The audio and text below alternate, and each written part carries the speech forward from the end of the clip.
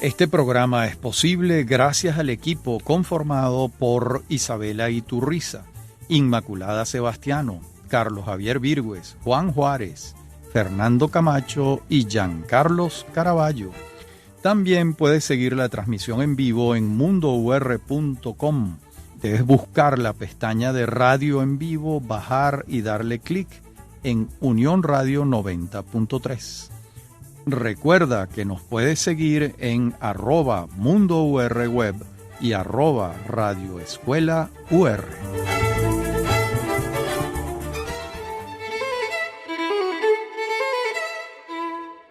En este octavo capítulo en nuestro programa Venezolanos, en esta serie sobre Hispanoamérica que venimos haciendo, vamos a hablar de la Guerra Fría, cómo se expresó en América Latina la Guerra Fría.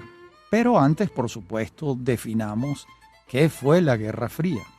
Y vamos a hallar este periodo entre 1947 y 1989, cuando los dos modelos contrapuestos que había en el mundo de entonces se enfrentaban.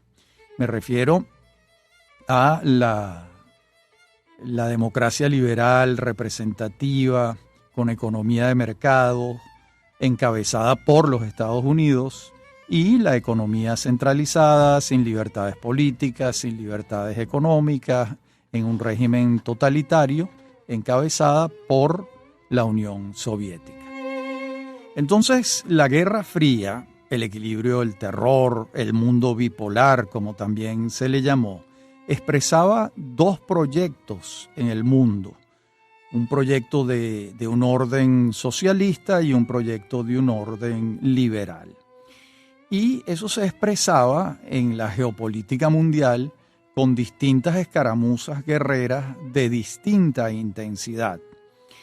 En América Latina eso no estuvo al margen. En efecto, también tuvo expresión la Guerra Fría en América Latina. No con grandes enfrentamientos bélicos, porque no los hubo, aunque sí algunos muy prolongados, como veremos a lo largo de este programa. Entonces, recapitulando, les decía que es un periodo que va de 1947 a 1989. ¿Por qué? En el 47 ya ha terminado la Guerra Mundial, la segunda, que ha terminado 2 años antes, en el 45. Ya se ha creado la Organización de las Naciones Unidas. Ya ha habido una suerte de reparto de zonas de influencia entre los dos grandes ganadores de la Guerra Mundial, la Unión Soviética y los Estados Unidos. Se han creado sus zonas de influencia naturales después de la guerra y viene alzándose lo que Churchill llamó la cortina de hierro en Europa, es decir, la separación entre los países que comenzaron a estar bajo la órbita soviética, los países europeos bajo la órbita soviética y los países europeos en el mundo liberal norteamericano, británico, etc. Eso cómo va a expresarse en nuestro continente es lo que vamos a intentar explicar a lo largo de este programa. En todo caso, es a partir de 1947 cuando podemos empezar a hablar de Guerra Fría. ¿Y por qué 1989 como el año en que termina este periodo histórico? Porque ese año cae el muro de Berlín. Ese año va a dar pie a que el año siguiente desaparezca la URSS, la Unión de Repúblicas Socialistas Soviéticas. Ese año va a desaparecer todo el esquema de la zona de influencia de la Unión Soviética en Europa y todos esos países van a recobrar su libertad democrática. De modo que en 1989, simbolizado con la caída del muro de Berlín, va a terminar un periodo histórico en una región del mundo donde se intentó el socialismo y los resultados en materia económica y política no fueron los esperados y ese mundo se vino abajo como un castillo de naipes sin disparar un tiro. y todas esas naciones fueron asumiendo la democracia liberal como su destino, como su proyecto político presente y futuro. Bien, ¿qué tenemos entonces? ¿Qué primer episodio de la Guerra Fría? Bueno, vamos a tener el caso de Jacobo Arbenz en Guatemala entre 1951 y 1954. Él nacionaliza, estatiza los servicios eléctricos en Guatemala, implementa una reforma agraria que supone una lucha contra el latifundio y una repartición de la tierra. Y también avanza con la construcción de una carretera al Océano Atlántico. Y en Guatemala el 50% de las tierras aproximadamente pertenecía a la United Fruit Company, una empresa norteamericana que cultivaba la tierra guatemalteca y recogía el fruto de esos cultivos. Entonces, los Estados Unidos, que en aquel momento veía izquierdistas donde los había y donde no los había, consideró que Arbenz era un comunista disfrazado y orquestó a través de la CIA su derrocamiento. Lo derrocó Carlos Castillo Armas, un militar guatemalteco apoyado por la CIA en aquella circunstancia. Hay una larga discusión si esto ha debido ocurrir o no, si Arbenz era suficientemente peligroso para los intereses de los Estados Unidos como para que fuese derrocado.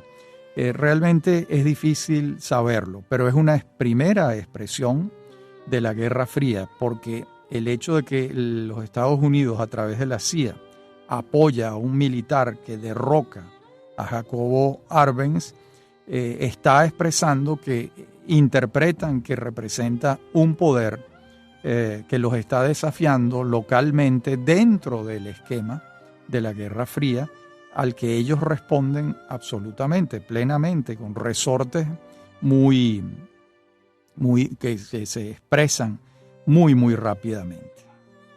De modo que eso es lo que vamos a tener en Guatemala entre 1951 y 1954 con el derrocamiento de Jacobo Arbenz, una primera expresión del enfrentamiento soterrado, sordo, sottovoce, otras veces con los micrófonos abiertos que tenían los Estados Unidos y la Unión Soviética en distintos lugares del mundo. Otro momento importante lo vamos a tener en la OEA en noviembre de 1960. ¿Por qué? Porque el gobierno de Venezuela, presidido por Rómulo Betancourt, y el gobierno de Colombia, presidido por Alberto Lleras Camargo, en la OEA piden la separación de Cuba del organismo. Recordemos que este organismo ha sido creado en 1948, en Bogotá, por cierto. Entonces, Betancourt y Lleras Camargo piden la separación de Cuba de la OEA. ¿Por qué? ¿Cuál es el argumento? Bueno, que ya en noviembre de 1960 Cuba se ha separado del sistema democrático interamericano. Han ocurrido centenares de expropiaciones de tierras, han ocurrido persecuciones políticas importantes de los adversarios de la llamada Revolución Cubana. Y Betancourt y Lleras Camargo consideran que allí hay una expresión contraria al proyecto interamericano, que es democrático y que no es socialista totalitario, como dicen ellos que está Cuba implementándolo. De modo que allí vamos a tener otro episodio de la Guerra Fría sin que tengamos un enfrentamiento bélico, porque no estamos hablando de una escaramuza guerrera, sí estamos hablando de una batalla política en el seno del organismo que para entonces tenía muy poco tiempo de creado, tenía 12 años de creado, la OEA, la Organización de Estados Americanos. Recordemos que para esa época la OEA no había redactado y firmado la Carta Democrática. Eso es del año 2000, faltan 40 años para eso. Pero sí el argumento de Betancourt y Lleras Camargo, según el cual queremos en el club democracias y no podemos tolerar una dictadura militar de sesgo izquierdista como la que se está desarrollando en Cuba. Ese argumento esgrimido por ellos tuvo apoyo en la OEA y Cuba ciertamente fue separada de la organización. Bien, a partir de allí, Fidel Castro comenzó a llamar a la OEA como algo así como el Ministerio de Colonias de los Estados Unidos, y hubo un enfrentamiento verbal sostenido durante décadas entre Castro y la Organización de Estados Americanos. De modo que ahí tenemos un segundo episodio de la Guerra Fría en América Latina.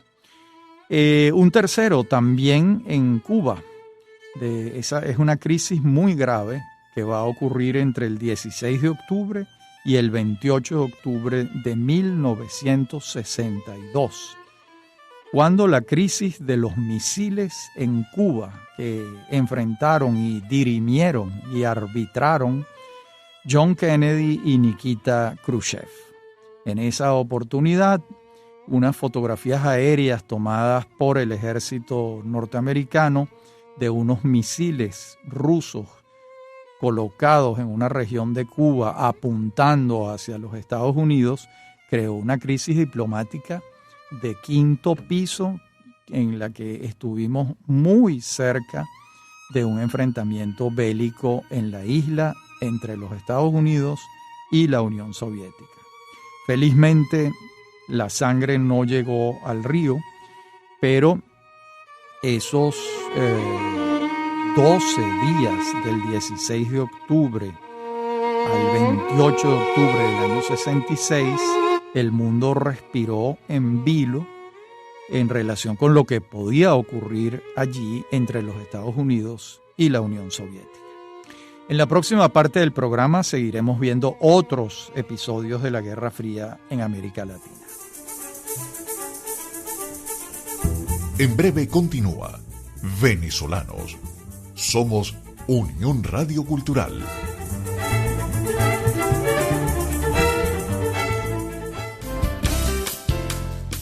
Estás escuchando Unión Radio Cultural. Este y otros programas de Venezolanos los puedes oír en formato podcast a través de Anchor.fm. Para alguna sugerencia sobre este espacio, pueden escribirnos al correo rafaelarraiz@hotmail.com y en Twitter @rafaelarraiz. Somos Unión Radio Cultural.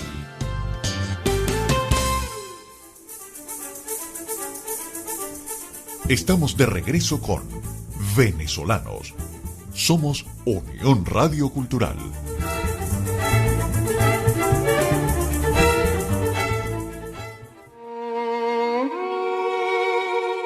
Bien, y después vamos a tener otro episodio de la Guerra Fría en América Latina, como es lo que venimos revisando en este programa. Ese episodio va a estar en Venezuela, cuando la guerrilla de las Fuerzas Armadas de Liberación Nacional, que así fue como se llamaron las guerrillas en Venezuela, a partir de 1961 comienzan a desarrollar acciones guerrilleras en el país. ¿Cuál es el objeto? Derrocar por la vía de las armas al gobierno electo democráticamente por los votos, el gobierno de Rómulo Betancourt. ¿Por qué este empeño? Bueno, buena parte de la izquierda en América Latina tomó el camino insurreccional inspirada en lo que había logrado Fidel Castro en Cuba, que había alcanzado el poder por la vía de las armas, no por la vía electoral. De modo que ese ejemplo lo vamos a tener en distintos países de América Latina, en un primer momento en Venezuela, con respaldo de Cuba, un respaldo abierto, jamás ocultado, entrenamiento a los guerrilleros en Cuba, armas, financiamiento, por supuesto, también con el respaldo económico de la Unión Soviética. De modo que la guerrilla va entonces a declararle la guerra al gobierno de Rómulo Betancourt. Esto se va a expresar en guerrilla urbana y guerrilla rural. Van a formar un ejército en distintos lugares montañosos del país, el Cerro El Bachiller, por dar un ejemplo, y va a haber también guerrilla urbana. Esa guerrilla urbana en Caracas va a tener su epicentro en la Universidad Central de Venezuela, que va a ser una suerte de cuartel general desde donde ellos van a operar. Esto va a traducirse en distintos hechos, por ejemplo, el secuestro del gran jugador de fútbol argentino Alfredo Di Stéfano en Caracas, el robo de un conjunto de obras de arte francesas en el Museo de Bellas Artes, el secuestro de distintos aviones, entre ellos uno de Aeropostal, que en este momento recuerdo, la colocación de bombas en distintos lugares de la ciudad, y así. Y bueno, y por supuesto el enfrentamiento de grupos, comandos guerrilleros de soldados con el Ejército Nacional en distintos lugares de Venezuela. Esto se va a mantener por varios años, desde el año 61 hasta que concluye el gobierno de Betancourt y le entrega el poder a Leoni en el año 64. La guerrilla va a continuar durante todo el gobierno de Leoni del año 64 al año 69. Allí es cuando los enfrentamientos se hacen más álgidos, más fuertes en Venezuela. El Ministerio de la Defensa del gobierno de Raúl Leoni enfrenta muy decididamente a la guerrilla y la derrota militarmente. Eso permite que Rafael Caldera, en su primer gobierno, el que va del año 69 al año 74, le proponga a los guerrilleros una política de pacificación. Esto era, nosotros no vamos a considerar los delitos que ustedes han cometido, sino como delitos políticos, de manera que les tendemos la mano, los invitamos a hacer vida democrática, a buscar el poder por la vía electoral, no por la vía de las armas, y a cambio estamos decididos a olvidar los delitos que ustedes han cometido contra los bienes, contra las personas, etc. Eso fue lo que ocurrió. La mayoría, casi la totalidad de los guerrilleros dijeron que sí y se incorporaron a la vida pacífica, a la vida democrática venezolana. Muchos de ellos del Partido Comunista o del MIR, Movimiento de Izquierda Revolucionaria, vuelven a la vida democrática y muchos de ellos fundan un partido democrático en 1970 que va a ser el MAS, el Movimiento al Socialismo. Entre ellos, por supuesto, Pompeyo Márquez, Teodoro Petkov, Freddy Muñoz, Luis Bayardo Sardi y una cantidad de venezolanos que habían estado en el proyecto insurreccional y que ahora asumían verdaderamente la democracia como el camino para alcanzar el poder. Bien, esto lo vamos a tener entonces muy claramente en estos años, y la política de pacificación se implementa en 1969, cuando está apenas comenzando el gobierno de Rafael Caldera. De modo que el episodio de la Guerra Fría en Venezuela va a ser la guerrilla. Y esa guerrilla la vamos a tener entre 1961 y 1969. Después hubo algunos focos guerrilleros que no se acogieron a la política de pacificación, pero que tiempo después lo hicieron y finalmente en muy poco tiempo la guerrilla desapareció totalmente del escenario venezolano. Bien, y vamos a tener muy cerca en el tiempo un episodio parecido, pero mucho más prolongado, y es el nacimiento de la guerrilla en Colombia en el año 1964, cuando las Fuerzas Armadas Revolucionarias de Colombia, la FARC, de nuevo, utilizando el camino insurreccional, buscan llegar al poder a través de la guerra, a través de las armas. La guerrilla en Colombia se va a extender durante muchísimos años, muchísimos, al punto que el Tratado de Paz con la FARC lo va a firmar Juan Manuel Santos en La Habana en el siglo XXI, en el año 2016, si mi memoria no falla en este momento. Pero ya en ese momento no se trataba de un episodio de la Guerra Fría. Como episodio de la Guerra Fría lo vamos a tener desde el año 64 hasta 1989.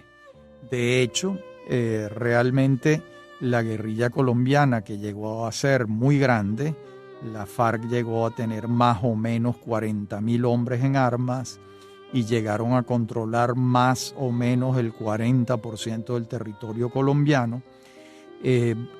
Esta situación va a comenzar a decaer para la FARC cuando se redacte el Plan Colombia, un acuerdo entre los Estados Unidos y Colombia para el financiamiento del ejército colombiano, el apertrechamiento del ejército colombiano con helicópteros artillados y con una política decidida a acabar con la guerrilla y a llevarla a la pacificación, como finalmente muchos años después ocurrió.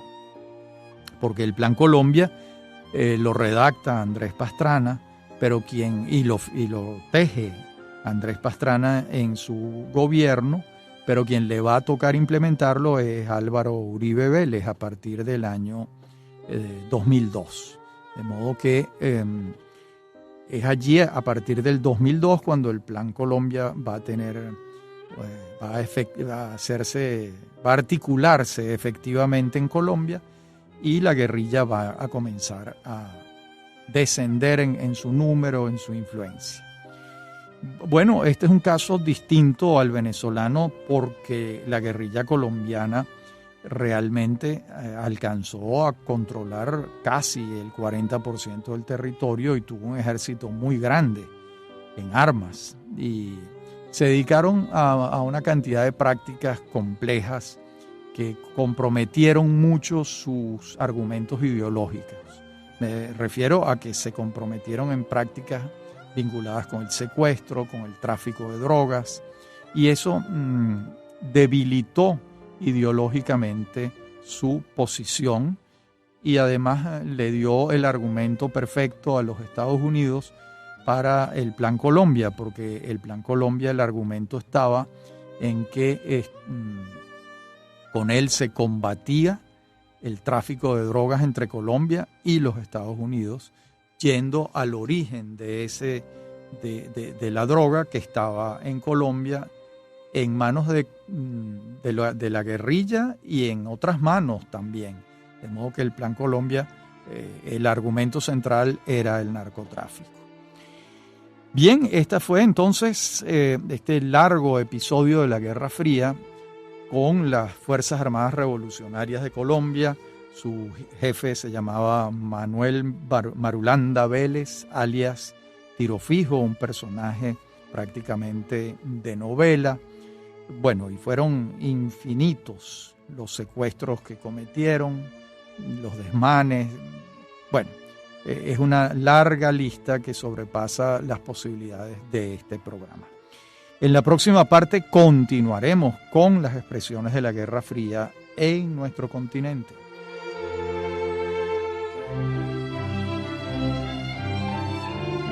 Bien, en esta tercera parte del programa seguimos ocupándonos de episodios de la Guerra Fría en América Latina. Hemos referido anteriormente la guerrilla venezolana, la guerrilla colombiana y ahora vamos a tener la guerrilla en Bolivia. Esta tiene una circunstancia añadida y es que el Che Guevara, que ha sido un personaje importante en la Revolución Cubana, comanda la guerrilla en Bolivia. Ha abandonado Cuba, donde ha desempeñado varios cargos de importancia en la Revolución Cubana, y se traslada a fundar, a crear un movimiento guerrillero en Bolivia. Y allí va finalmente a conocer la muerte, porque el Che Guevara es ejecutado, muere en combate en Bolivia, y el episodio guerrillero boliviano va entonces a languidecer. Estamos hablando del año 1967, una nueva expresión de la Guerra Fría en continente latinoamericano. Luego podemos interpretar el caso chileno como un episodio de la Guerra Fría, porque Salvador Allende, un médico del mundo de la izquierda chileno, ha alcanzado el poder por la vía electoral en el año 1970, en Chile comienza a desarrollar unas políticas socialistas importantes y los Estados Unidos tienen la lupa colocada allí, la Unión Soviética también.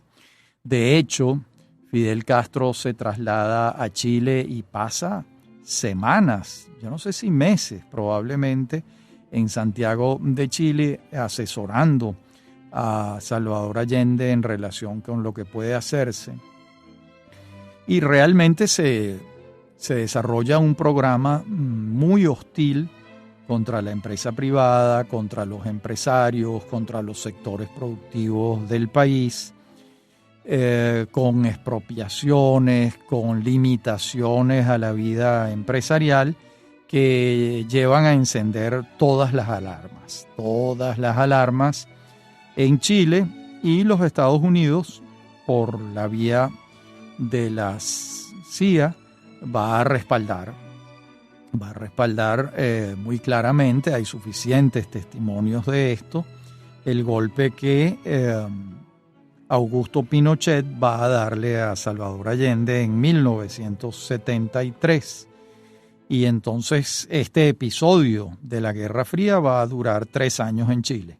La presidencia de Salvador Allende entre 1970 y 1973, y terminó con un golpe militar de derecha por parte de Augusto Pinochet, quien va a gobernar a Chile entre 1973 y 1990, cuando pierde un plebiscito convocado por él y se convocan elecciones y las gana un líder de la democracia cristiana chilena, Patricio Aylwin, y comienza la democracia en Chile hasta el sol de hoy, gracias a Dios. Vamos a tener otro episodio de la Guerra Fría en Perú con Velasco Alvarado y toda la situación de Velasco Alvarado en 1968, que culmina en 1975 con el golpe de Morales Bermúdez. De modo que allí hay otro episodio, porque el gobierno de Velasco Alvarado es un gobierno claramente izquierdista y nacionalista. Incluso algunos historiadores y analistas políticos consideran que era un gobierno naseriano, es decir, como aquel gobierno de Nasser en el Medio Oriente, en el que eran gobiernos de izquierda, pero con un fuerte contenido militar, una presencia militar en el gobierno en términos corporativos muy importante. Por eso se le llamó, algunos han llamado al gobierno de Velasco Alvarado un gobierno nacerista, pero concluye esa experiencia con un golpe de Morales Bermúdez de signo ya no de izquierda, sino de derecha. De modo que ahí vamos a tener otro episodio de esta tensión planetaria que hay entre los dos grandes polos, la Unión Soviética y los Estados Unidos. Y vamos entonces llegando a un caso muy interesante, que es el de Nicaragua. la revolución sandinista en 1979. Recordemos que los sandinistas, los seguidores de César Augusto Sandino, van a enfrentar por la vía de las armas a la dictadura de la familia Somoza, que tenía muchos años gobernando en Nicaragua, y finalmente van a alcanzar el poder. Y los Estados Unidos va a crear la Contra, que fue como se llamó a esta organización militar también respaldada o promovida por los Estados Unidos en Nicaragua. De modo que, bueno, y también vamos a tener ese primer gobierno de Daniel Ortega, de Sergio Ramírez en 1981. Allí vamos a tener el bloqueo o las restricciones que van a establecer los Estados Unidos frente a las políticas izquierdistas que el gobierno de Ortega está implementando. Y entonces Nicaragua y este gobierno de Ortega buscan el apoyo de la Unión Soviética en 1982.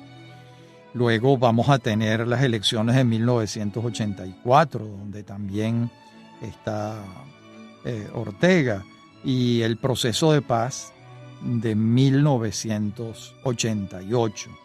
Y vamos a tener en 1990 la presidencia ganada electoralmente por la vía de los votos de Violeta Chamorro. De modo que durante largos años Nicaragua fue un escenario, un laboratorio incluso, del enfrentamiento entre los Estados Unidos y la Unión Soviética en territorio americano, con el enfrentamiento entre los sandinistas, la Contra, organizada por los Estados Unidos, y finalmente un proceso de paz en el que la intervención del presidente Carlos Andrés Pérez de Venezuela tuvo mucha incidencia.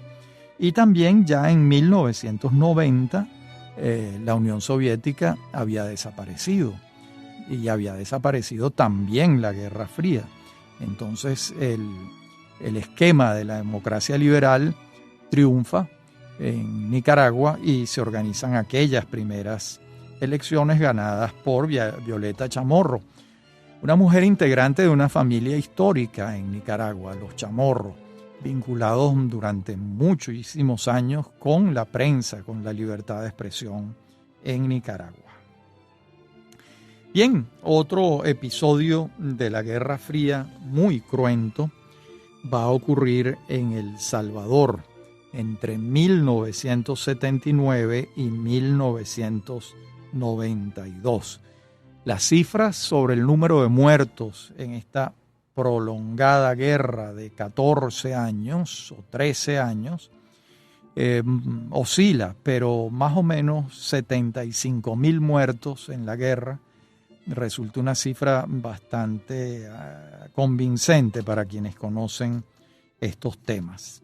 La guerrilla la encabezaba el Frente Farabundo Martí para la Liberación Nacional, comandado por Joaquín Villalobos, un guerrillero que se pacificó y que hoy en día es un demócrata, un experto en resolución de conflictos en muchísimos lugares del mundo, profesor en la Universidad de Oxford, un personaje sumamente interesante, el tránsito que ha hecho su vida desde comandar un ejército guerrillero a ser un experto en temas democráticos y en temas vinculados con la paz.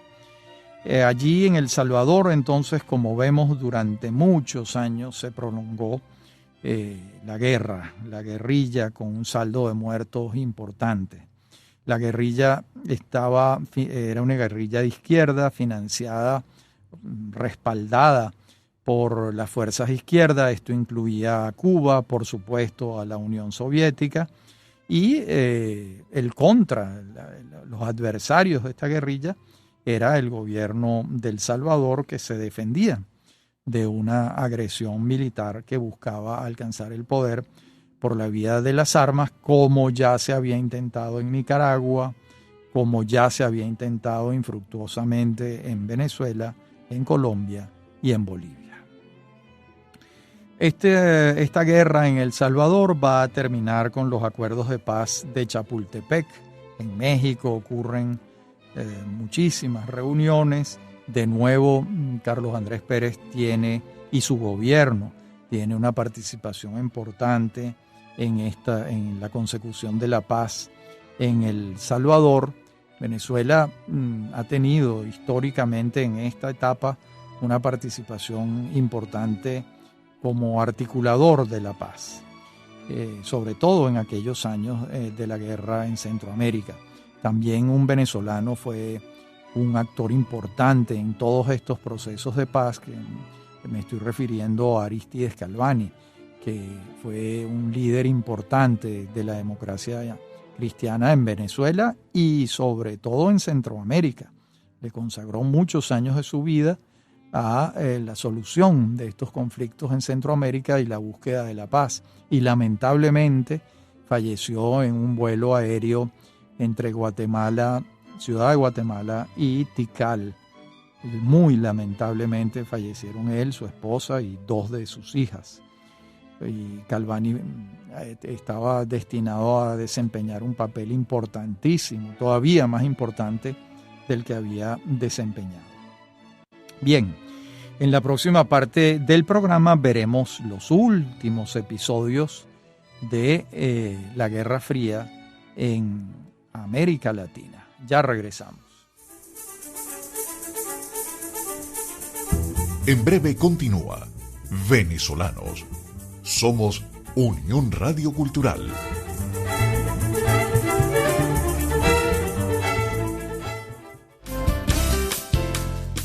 Estás escuchando Unión Radio Cultural. Este y otros programas de Venezolanos los puedes oír en formato podcast a través de Anchor.fm. Para alguna sugerencia sobre este espacio, pueden escribirnos al correo rafaelarraiz@hotmail.com y en Twitter @rafaelarraiz. Somos Unión Radio Cultural. Estamos de regreso con Venezolanos. Somos Unión Radio Cultural.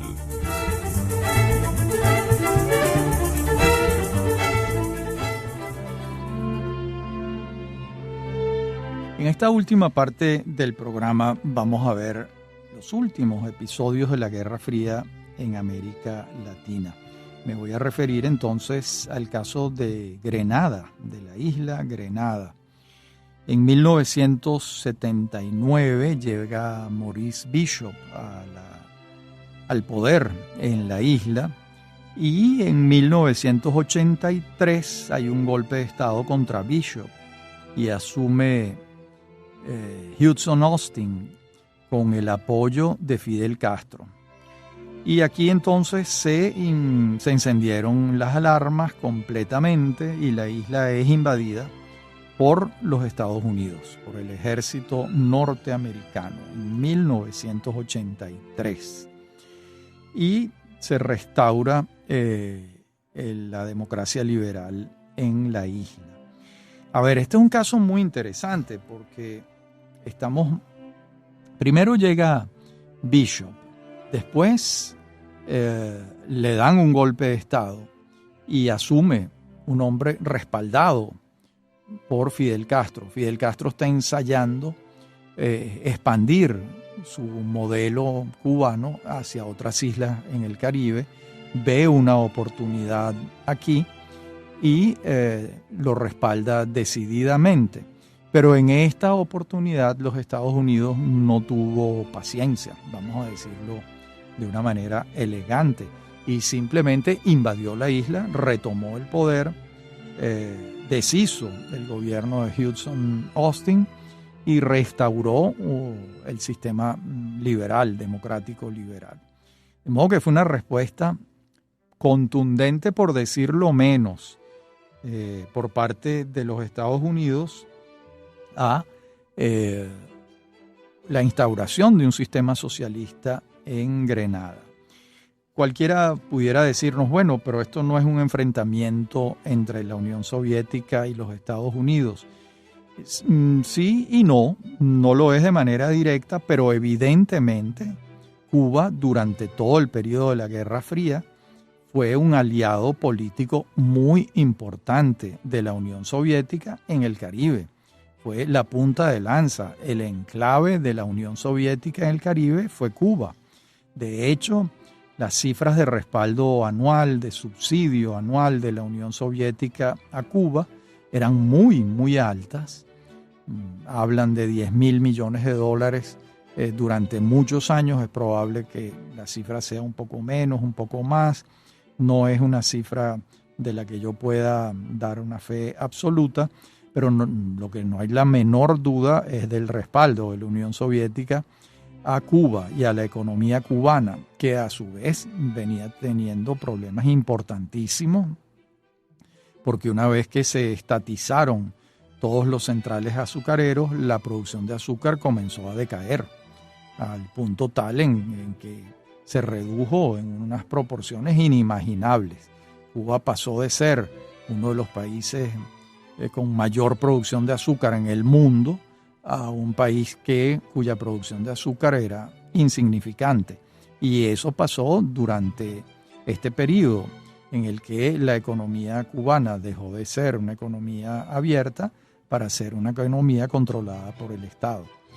De modo que allí muy rápidamente, en Grenada, se restablece el orden que se había, vamos a decir, establecido.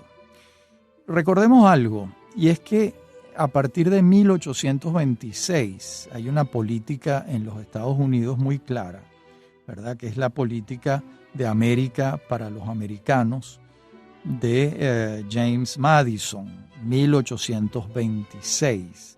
Ellos en alguna medida seguían aplicando esta política. Y además estaba el corolario Roosevelt, de Teddy Roosevelt, que hacía énfasis todavía mayor en esta idea de que América no podía ser para ninguna otra potencia europea. En el caso venezolano, esta política determinó que 4 potencias europeas en 1902 no llegaran a invadir el territorio venezolano en tiempos de Cipriano Castro. Esas potencias europeas, ¿por qué iban a invadir nuestro territorio? Para cobrarse las acreencias por las deudas que tenía Venezuela con empresas de estos países que habían construido los ferrocarriles en tiempos de Antonio Guzmán Blanco y de Joaquín Crespo. De modo que cuando esas potencias mandaron sus armadas para bloquear los puertos de Puerto Cabello y La Guaira y tenían la intención de desembarcar con ejércitos para tomar el territorio y cobrarse las acreencias, eso finalmente no ocurrió por la política norteamericana de América para los americanos. Los Estados Unidos le dijo a Inglaterra, a Alemania, a Francia y a Italia: ustedes no pueden tocar suelo venezolano y si lo hacen nosotros intervendremos militarmente. Finalmente el caso venezolano se resolvió en Washington con un acuerdo en el que Inglaterra pasaba a administrar las aduanas venezolanas para cobrarse todos los años el 40% de los ingresos por impuestos de importación y exportación, los impuestos aduanales. Así fue como Venezuela fue pagando su deuda. Pero de nuevo, vuelvo a este caso para señalar cómo era una larga tradición de las políticas internacionales de los Estados Unidos no tolerar que potencias extranjeras conquistaran territorio americano. Esto también incide dentro de la lógica de la Guerra Fría, pero muchísimos años después. Pero sí vemos que hay una continuidad de una política internacional norteamericana. Claro, en estos años de 1947 a 1989 repotenciada por la circunstancia de la Guerra Fría, por este gran desafío que vivían en distintos lugares del mundo los Estados Unidos y la Unión Soviética. Hemos revisado entonces los episodios americanos. Por supuesto, no vamos a revisar los episodios mundiales, pero son muchos. La Guerra de Corea en la década de los años 50 es un episodio de la Guerra Fría en la península coreana, en el pleito entre Corea del Norte y Corea del Sur, y el respaldo a Corea del Norte por parte de la Unión Soviética y a Corea del Sur por parte de los Estados Unidos. La guerra de Vietnam es un clarísimo episodio de la Guerra Fría también. Todos los enfrentamientos bélicos en Afganistán son episodios de la Guerra Fría ya de los últimos años. Esto incluye a Osama Bin Laden, pero ya de los últimos años, me refiero a 1987, 88 y 89. Episodios planetarios de la Guerra Fría hubo muchos. Nosotros nos hemos estado refiriendo en este programa a los que ocurrieron en América Latina, que tienen distintas características, como hemos visto, tanto características electorales como características guerrilleras, como golpes de Estado, etcétera. Pero enfrentamiento soterrado, sottovoce y abierto entre los intereses de un polo del mundo vigente en aquellos tiempos y el otro polo del mundo vigente. La Guerra Fría terminó en 1989, hubo una recomposición política del mundo que está en marcha. Todos estos procesos son infinitamente cambiantes. Por supuesto, ya no estamos dentro de la Guerra Fría, pero los enfrentamientos en el mundo no cesan. Forma parte, podemos decir, de la naturaleza humana y de la historia, aunque también tenemos que decir que históricamente en los últimos 200 años es cuando se ha avanzado más en los métodos de resolución de los conflictos por la vía pacífica que por la vía de las armas. La guerra fue el pan nuestro de cada día durante milenios en la historia del hombre sobre la tierra. Y realmente en los últimos 250 años es cuando las soluciones pacíficas a los conflictos siempre presentes han prosperado más. Claro, no estamos en las puertas de un mundo sin guerra todavía, pero avanzamos hacia allá. Al menos eso es lo que nos dicen los datos históricos. Bien, este ha sido entonces nuestro recorrido por la Guerra Fría y su expresión en América Latina entre 1947 y 1989. En nuestro próximo programa abordaremos algún otro tema fundamental de Hispanoamérica en esta serie que venimos haciendo sobre nuestro continente. Hasta nuestro próximo encuentro.